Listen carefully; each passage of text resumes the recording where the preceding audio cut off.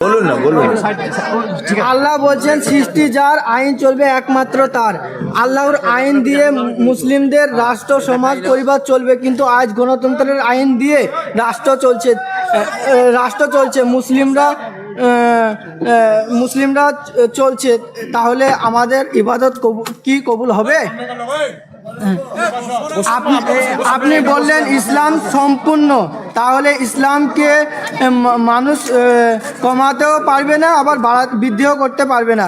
তাহলে আমার প্রশ্ন, কুরআন হাদিসে কোথায় বলছে মাদ্রাসা তৈরি করতে হবে এবং ওয়াজ মাহফিল করতে হবে?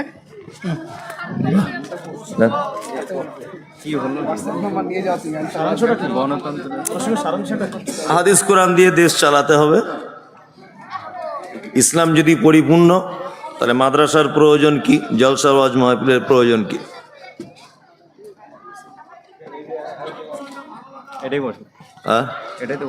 এটাই প্রশ্ন।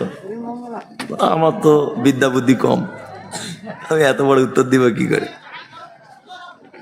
সবচেয়ে বড় কথা হচ্ছে এই যে আল্লাহ মানুষকে সৃষ্টি করেছে শুধুমাত্র তার ইবাদতের জন্য, তাই তো? জি।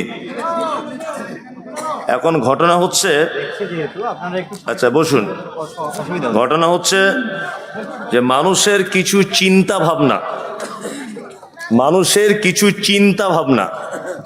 ভাবনাটা কি? যে হাদিস এবং কোরআন দিয়ে দেশ পরিচালনা করতে হবে, ইসলাম এটা বলছে, তাহলে আমরা করতে পারছি না কেন? আপনি একটা দেশের কথা বাদ দেন, পায়ের নখ থেকে নিয়ে মাথার চুল পর্যন্ত যিনি প্রশ্ন করেছেন, আপনাকে একবার এখানে আসার জন্য আমি অনুরোধ করছি, আপনি একবার এখানে আসুন। যিনি প্রশ্ন করেছেন আপনি একবার এখানে আসুন, দেন প্রশ্নটা আমাকে দেন। আল্লাহ বলছে সৃষ্টি যার, আইন চলবে তার। আল্লাহুল খালক ওয়াল আমর, অবশ্যই এটা কোরআনের আয়াত। আল্লাহর আইন দিয়ে মুসলিমদের রাষ্ট্র, সমাজ, পরিবার চলার, কিন্তু আজ গণতন্ত্রের আইন দিয়ে রাষ্ট্র চলছে, মুসলিমরা চলছে, তাহলে আমাদের ইবাদত কি কবুল হবে? আসলে ঘটনা হচ্ছে আমরা উচ্চ আশা আমাদের মনে, যে আমাদের দেশটা হাদিস এবং কোরআন অনুযায়ী চলুক, তাই তো? আমরা মুসলিমরা এমন, আমরা টোটাল দেশের ব্যাপারে হাদিস কোরআন নিয়ে চিন্তা ভাবনা করি, কিন্তু আপনি দৈনন্দিন জীবনে আপনার এই 3.5 হাত বডিটাকে, একটা লোক এখানে বলতে পারবেন যে একদিন আমি হাদিস এবং কোরআন অনুযায়ী আমার বডিটাকে পরিচালনা করি? কে আছেন বলুন? একদিন। চোখকে নিষেধ করা হয়েছে খারাপ নগ্ন কোনো ছবি দেখবে না। আপনি বলুন যে আমি সারাদিন একটা মেয়ে ছেলে দেখি ইচ্ছা করে। হাতকে বলা হয়েছে তুমি অপরকে আঘাত করবে না। আপনি বলুন যে 24 ঘন্টা আমার দুটো হাত কোনো অপরাধ করেনি। পা একটা অঙ্গ প্রত্যঙ্গের ভিতরে, এটা একটা বডি, 3.5 হাত, এটা একটা দেশ, প্রত্যেক অঙ্গ প্রত্যঙ্গের আলাদা আলাদা ডিপার্টমেন্ট আছে। আপনি বলুন যে 24 ঘন্টা আমি আমার গোটা বডিকে হাদিস এবং কোরআন দিয়ে চালাতে সক্ষম হয়েছি? একটা লোক বলুন। কে বলতে পারবেন এখানে যারা আছেন, যিনি প্রশ্ন করেছেন, আপনিও যারা দাঁড়িয়ে আছেন সবাই, কে বলতে পারবেন যে আজকে সারাদিন আমার বডিটাকে আমি হাদিস এবং কোরআন অনুযায়ী চালিয়েছি? আজকে সারাদিন, এ রাত্রির এখন 1টা বাজে, সকাল 6টায় উঠেছি, রাত 1টা পর্যন্ত সারাদিন আজকে আমার নিজের পরিবারকে হাদিস এবং কোরআন দিয়ে চালিয়েছি। কেউ আছেন এখানে? নেই তো? নেই। তাহলে আমরা যদি আমার পরিবারকে যদি একদিন হাদিস কোরআন দিয়ে চালাতে অক্ষম হই, 3.5 হাত বডিটাকে যদি আমি হাদিস কোরআন দিয়ে পরিচালনা করতে না পারি, তা আমার আপনার এই আশা জাগে কি করেছে ইসলামী রাষ্ট্র হাদিস কোরআন দিয়ে সারা ভারতবর্ষে আইন চলবে? আমি আর উত্তর দিচ্ছি, এটা কি করে সম্ভব? এটা তো সম্ভব নয়। তবে আমরা কোথায় বসবাস করছি? আমাদের শাসককে, আমরা কোথায় আছি? আমাদের শাসককে। অন্তর যদি ঠিক হয়ে যায়, কি বলছি বুঝতে পারছেন না? হাত ভালো কাজ করবে, পা ভালো কাজ করবে, রাষ্ট্রের যদি নেতা ঠিক হয়ে যায়, মানে দেশ যদি ইসলাম দিয়ে চলে, অটোমেটিক ভালো আদেশ পাবে। আরে বাবু, তুমি কোথায় বসবাস করছো এটা একবার লক্ষ্য রাখো। এই এদিকে এসো, কোথায় বসবাস করছো তুমি? তুমি কোথায় বসবাস করছো সেটা বলো। আল্লাহ তৈরি পৃথিবীতে, ওটা তো ভিন্ন বিষয়। বর্তমানে তুমি কোন দেশে বসবাস করছো বলো? ইন্ডিয়াতে। এদিকে এসো, এদিকে এসো, তুমি আমার কাছে এসো। আমি তর্ক বিতর্ক না, ওকে একটা জিনিস বোঝাবো। এদিকে এসো, এদিকে এসো। তুমি বলো রাস্তায় কোন দিকে চলা সুন্নত বলো। হ্যাঁ? রাস্তায় কোন দিকে চলা সুন্নত? আগে আমাদেরকে বড় জিনিসগুলো ধরতে হবে। আমি কি বলছি না, না, তুমি তুমি সুন্নত রাস্তায় কোন দিকে চলে এটা জানো না? তুমি নরেন্দ্র মোদীকে বাদ দিয়ে তুমি প্রধানমন্ত্রী হতে চাও? হাদিস কোরআন দিয়ে দেশ চালাবে?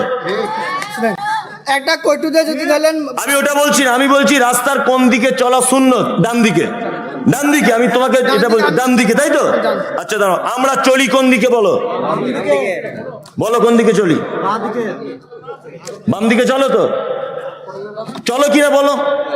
আমাকে তো বলতে- আমার কথাটা বলতে দাও। ডান দিকে চলা সুন্নত, তুমি কোন দিকে এখানে চলো বলো? ডান দিকে। ডান দিকে। তুমি তো খুব হাদিস কোরআন মানো। NH 34 কাল আমার কথাটা বলতে দাও। আমি চেষ্টা করি। তুমি চেষ্টা করো, তা তুমি এই চেষ্টাটা করো। NH 34 তুমি যখন কাল যাবে ডান দিক দিয়ে যাবে, যাবে চেষ্টা করবে হাদিসটা মানার, বাবু মানার চেষ্টা করবে। মরে গেলেও তো না না, আমি কি বলছি শোনো, শোনো আমার কথা। লস নাই। আর মরে গেলেও দোষ নয়, ওটা কথা নয়, ওটা কথা নয় খেপা। কোথায় বসবাস করছো দেখতে হবে না? এই দাদা একটা কথা বলি, 1 মিনিট কথা বলি। একটা কথা বলছি শুনে নেন, একটা কথা বলছি শুনুন।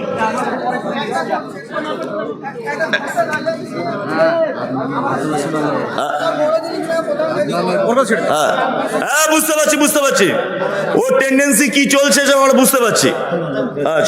বলছি শুনুন, মানে আমাদের চিন্তা ভাবনা আলাদা। আমাদের চিন্তা ভাবনা, আমি আমার পরিবারকে হাদিস কোরআন দিয়ে পরিচালনা করব না। আমি নিজে সারাদিন পরিচালিত হব না হাদিস কোরআন দিয়ে, কিন্তু দেশে একজন হযরত ওমরের মতো শাসক চাই। এই চিন্তা ভাবনা আমাদের। আগে নিজের বডিটাকে হাদিস কোরআন দিয়ে পরিচালনা করো। হ্যাঁ, নিজের পরিবারকে, নিজের গ্রামকে তুমি কাজী সাহাটা কি হাদিস কোরআন দিয়ে চালাও না দেখি। যে দেশের পঞ্চায়েত থেকে নিয়ে রাষ্ট্রপ্রধান পর্যন্ত সব ইসলাম বিরোধী, সেখানে আপনি কি করে ইসলাম প্রতিষ্ঠা করবেন? এবার একটা ইসলাম প্রতিষ্ঠা করার একটা যুক্তি এখানে আসতে পারে যে আপনি আপনাকে দিয়ে কিছু আমল করুন। যেমন দাঁড়িয়ে পানি পান খাওয়া নিষেধ, পানি পান করা নিষেধ, বসে পানি পান করা সুন্নত। আপনি এখন বেলডাঙ্গাতে 200 লোকের ভিড়ে লাইনে আছেন, সবাই কাস্টে হিন্দু, বৌদ্ধ, খ্রিস্টান, আপনি একা মুসলিম। আপনি পানি পানটা সবাই দাঁড়িয়ে করছে, আপনি বসে করুন। আর 5 জন জিজ্ঞাসা করবে কি ব্যাপার আপনি বসে করছেন, তখন বলুন যে হযরত মুহাম্মদ সাল্লাল্লাহু আলাইহি ওয়াসাল্লাম তিনি বলেছেন বসে পানি পান করতে। তাহলে আপাতত একটা বসে পানি পান করা সুন্নতটাও তো প্রতিষ্ঠা হলো। এইভাবে নিজেকে দিয়ে প্রতিষ্ঠা করুন। আসলে ও উগ্রবাদী বক্তাদের বক্তব্য শুনে কি বলছি বুঝতে পারছেন না? এই জন্য মাথাতে এই কাজ করছে। আমার ডান দিকে রাস্তা দিয়ে চলা সুন্নত। আমি কোন দেশে বসবাস করি, এখানে ডান দিকে চললে আইনত অপরাধ, অ্যাক্সিডেন্ট হলে কোনো ক্লেম নেই, কোনো ক্লেম নেই। আমি এখন 4 চাকা নিয়ে কলকাতা যাবো, ডান দিক দিয়ে যেতে পারবো? আমি তো বড় হুজুর, বড় পাঞ্জাবি পরে আছি, সব হাদিস কোরআন মানি। ওটা মক্কা মদিনায়, সৌদি আরব, দুবাই হলে ডান দিকে যাওয়া যাবে, এখানে যাওয়া যাবে না। 1 টাকা যদি কেউ সুদের খায়, 1 টাকা, মায়ের সাথে ব্যভিচার করা গুনার পাপ, তাই তো? একটা লোককে আপনি দেখান যে লোকটার ব্যাংকে অ্যাকাউন্ট নেই, দেখান তার বইয়ের নামে লক্ষ্মীর ভান্ডার ঢুকছে, জিরো ব্যাংকের অ্যাকাউন্টও তারও আছে, কৃষক বন্ধুর টাকার জন্য আছে। আপনি এই দেশের মাটিতে সুদ থেকে কোনো রকম বাঁচতে পারেন না। তারপরে আমরা আপ্রাণ চেষ্টা করব ইনশাআল্লাহ যে আমরা চলবো সুদ থেকে এড়িয়ে। তারপরে ইল্লা মাশাআল্লাহ আমরা মানুষ, ভুল ত্রুটি আছে। আর একটা কথা বলি, শুনে রেখে দেন, বাংলাদেশের কোন নাপিত যদি দাড়ি চাঁচে, কিয়ামতের দিন তার পালিশ করা হবে। কারণ বাংলাদেশের গ্রাম পঞ্চায়েত থেকে প্রধানমন্ত্রী পর্যন্ত মুসলিম, ভালো করে বুঝতে হবে।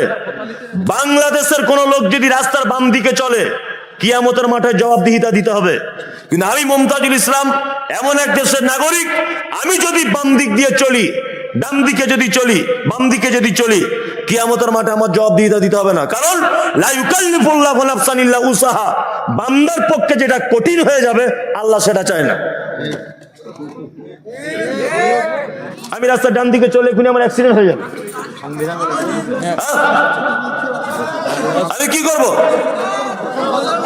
ওই জন্য বলছি যে আপনারা এই সমস্ত চিন্তা ভাবনা মাথার মধ্যে রাখবেন না। না আর গজল বলবো না। পানির বোতল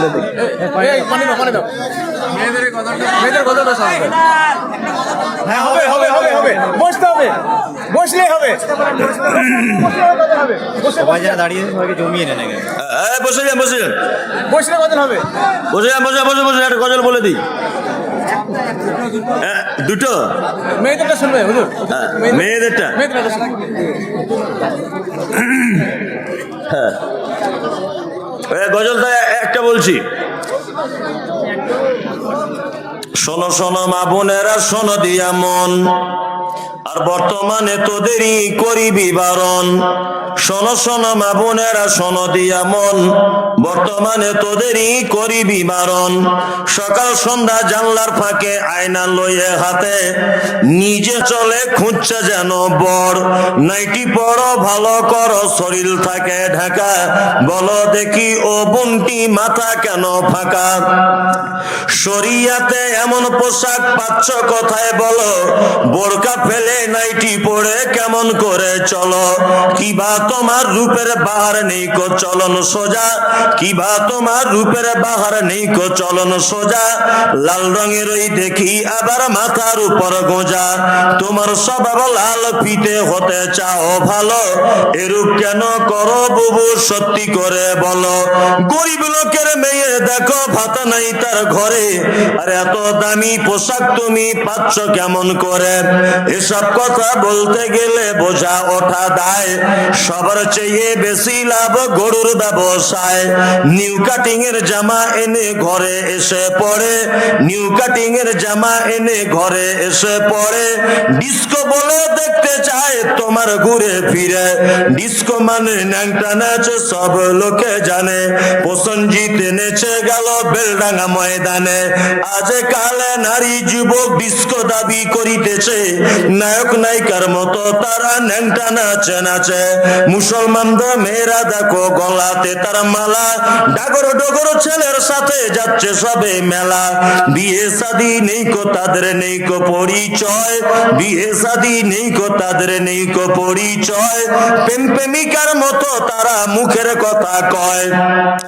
আবার কত বোনকে দেখি বাজারেতে ঘুরে, লম্বা লম্বা মাথার চুল টাইট প্যান্ট পরে। সত্য কথা বলছি আমি, রাগ করে তো করুক, নারী পুরুষ সবাই মিলে পড়তেছে শুট বুট। যুবক ছেলের মতো তারা পকেট লাগায় বুকে, যুবক ছেলের